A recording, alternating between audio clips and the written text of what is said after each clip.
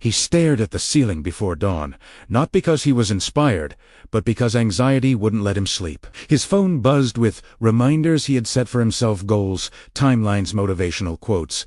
Yet his body felt heavy, like it belonged to a stranger. In the dim light, he whispered the same sentence he'd repeated for years. "I want to change my life." And even he could hear how far away it sounded. Before we begin, take a second to support stories like this. Subscribe to True Wisdom Dailies for cinematic motivational stories that upgrade your mindset and your life. If you're serious about growth, hit subscribe now because the next story might be the one you needed the most. Adam was 26, living in a small apartment that smelled like instant noodles and unfinished plans. His desk was crowded with sticky notes. Start a business. Get fit. Learn English. Wake up early. Each note looked like a promise, but his days kept elapsing into the same routine, scrolling, delaying, and negotiating with himself like a lawyer defending bad habits.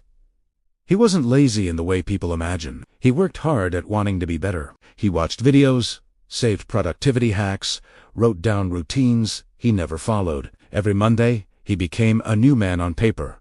Every Friday, he was the same man in real life. The worst part, wasn't it, was the quiet embarrassment of knowing he was intelligent enough to change, yet unable to move. He told himself it was because he lacked time, money, connections, energy, motivation that kept the blame outside his skin. But the truth was simpler and more painful.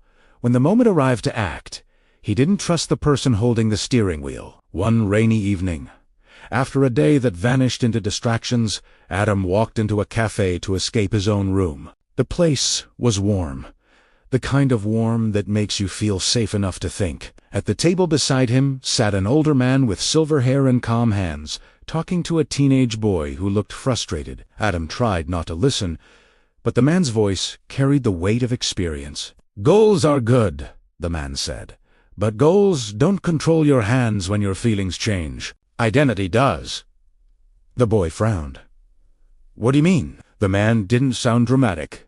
He sounded certain. "When you say I want, you're asking for a result. But when you say I am, you're choosing a direction. Your actions follow the person you believe you are." Adam's chest tightened, as if the sentence had grabbed him by the collar. The man continued, "If you believe you're the kind of person who quits, you'll quit even with the best goals. If you believe you're the kind of person who shows up, you'll show up even when you don't feel like it." Adam sat still, coffee untouched, because something inside him recognized itself in that truth. He had been chasing goals like distant cities while driving a broken vehicle called He wanted to be disciplined. Yet every decision he made was shaped by an identity that whispered, "You don't finish things. You don't follow through. You always start strong and fade." His goals didn't fail because they were wrong. They failed because they were built on top of a person who didn't believe he could carry them. That night, Adam went home and did something different. He didn't write another list of goals. He wrote a single sentence at the top of a blank page.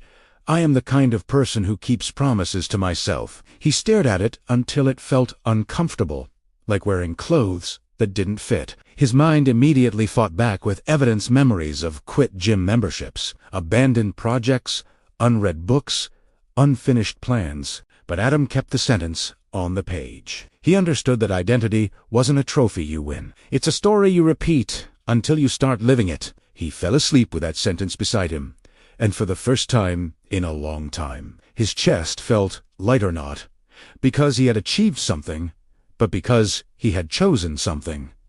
The next morning, the test arrived early. His alarm rang at 6 a.m. Normally, he would silence it and bargain.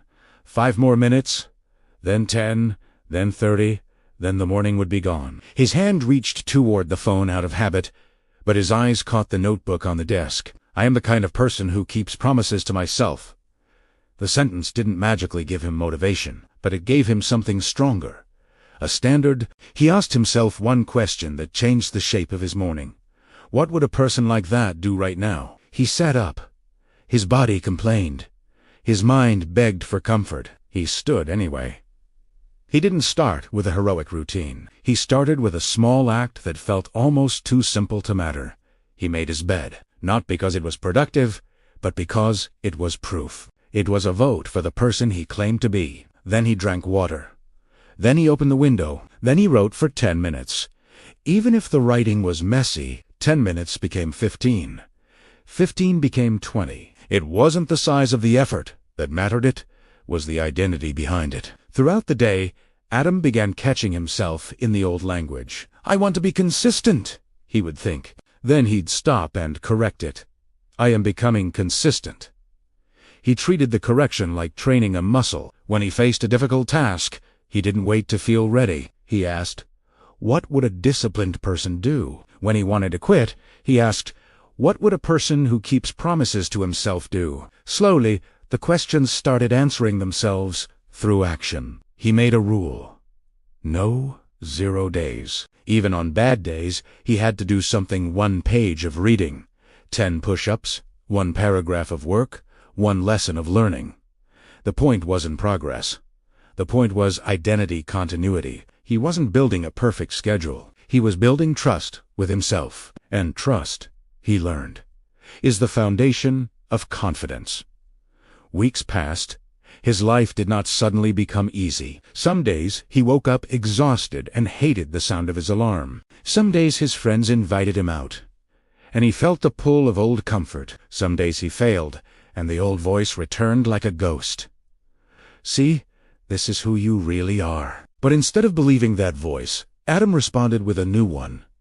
One mistake is an event, not an identity. He began using failure as feedback, not proof of doom. If he missed a workout, he didn't collapse into guilt. He scheduled the next one. If he wasted an hour online, he didn't surrender the whole day. He reset. This was a new skill: recovery. The old Adam treated setbacks like a final verdict. The new Adam treated them like weather and pleasant, temporary, survivable. The change was subtle but powerful. He stopped needing to feel good to do good. He trained himself to act according to identity, not emotion. And because of that, his habits started becoming automatic. He stopped making massive promises. He made small commitments he could keep. Then he kept them. Then he kept them again. Over time, the notebook sentence stopped feeling like a lie and started feeling like a description. He noticed it in unexpected places. When he washed dishes immediately instead of letting them pile up, when he replied to emails instead of avoiding them, when he chose sleep over late-night scrolling, when he said no to distractions without feeling deprived. These weren't dramatic success moments, but they were something deeper. Proof that he was becoming a different kind of person. His goals were still there, but now they felt less like wishes and more like destinations he was actually traveling toward. 3 months later, Adam met the same older man again by accident, as if life wanted to check his progress. The cafe smelled the same, warm and safe. The man recognized him, smiled, and asked, "So did you reach your goals?" Adam laughed, because he realized how differently he would answer now. "Some of them," he said, "but that's not the real change."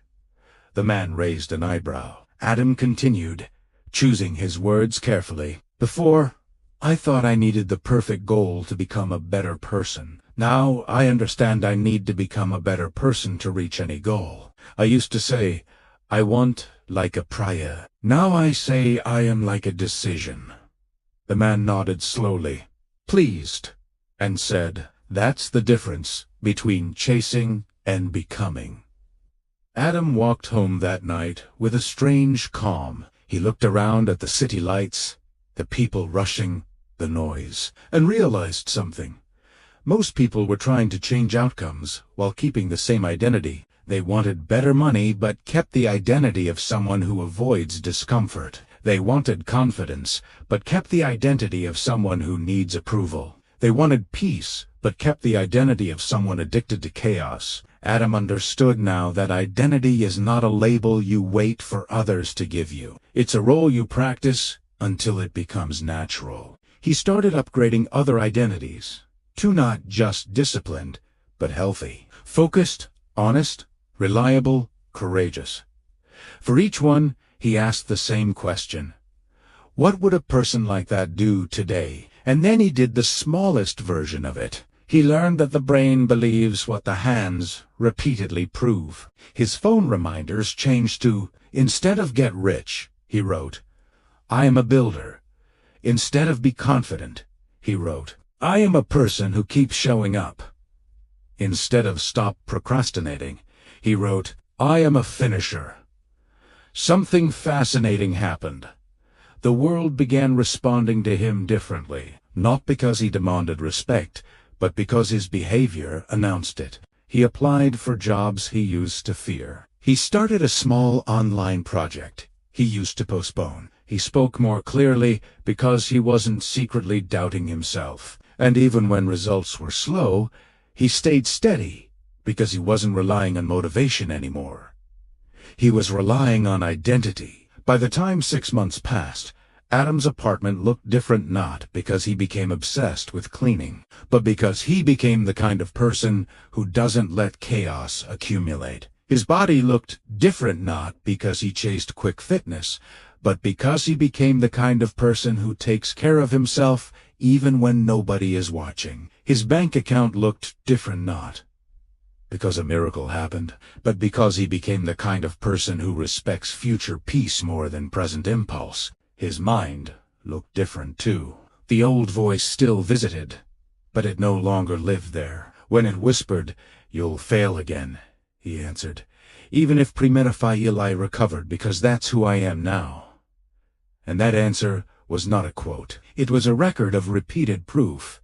Moral, real change doesn't start with bigger goals. It starts with a stronger identity. When you stop saying "I want" and start living "I am," your habits align, your choices sharpen, and your results eventually follow. If you enjoyed this story, please like, comment, share, and subscribe. Your support helps True Wisdom Tales grow, and it brings you more stories that inspire growth, clarity, and real change.